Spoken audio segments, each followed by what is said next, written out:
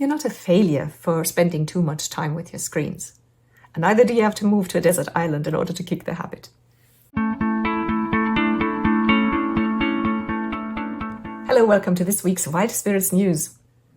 My name is Sibylle and I help women between 40 and 60 to do lots of what they love and to find their unique life purpose. If that sounds interesting, check out my website, wildspiritscoaching.com.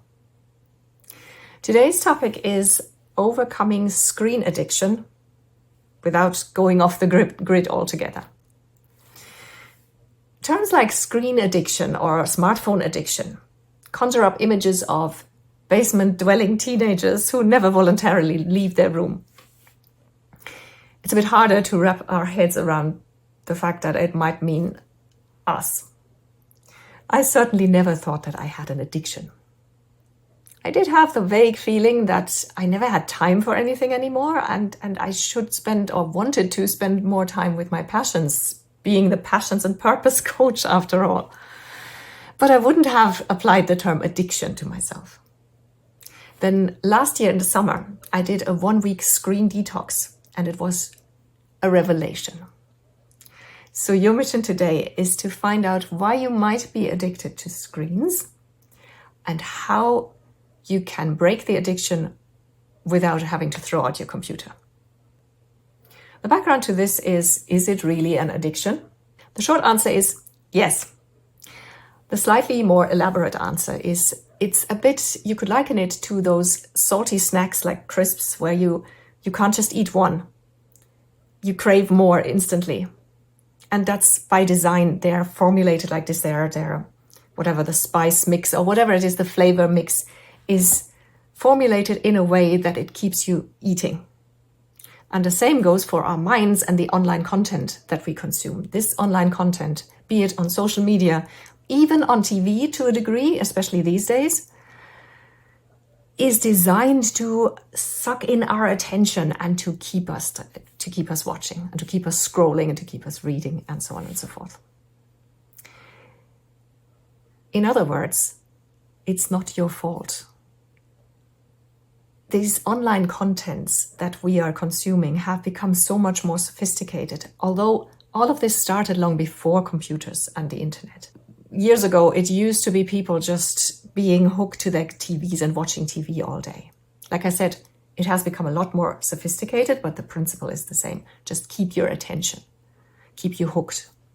There is literally an army of highly trained professionals these days, psychologists, behavioral scientists, and so forth, whose sole job is to create content in a way, online content, that will keep us hooked. So please don't feel bad about yourself. You never stood a chance in the first place. The task is break screen addiction. Now, some people literally throw out their smartphones and go back to dumb phones, but I think that's not really necessary. And after all, our smartphones and computers and the internet bring so many advantages. They make our lives a lot easier. They are actually a good thing in principle. So we would be ashamed to do without all that. Here are 3 steps that you can take and that have helped me to step back from this and get a handle on my online habits once again. I've written them down. Number 1 is do a detox. For a weekend, or better still, an entire week. Stay away from screens altogether. How to do this, how to handle it with your friends, your family, maybe work. I have documented my own screen detox week, and there you can get a few hints. I'll link that video in one of the corners up there, right? You can have a look. The second one is to delete social media apps from your smartphone.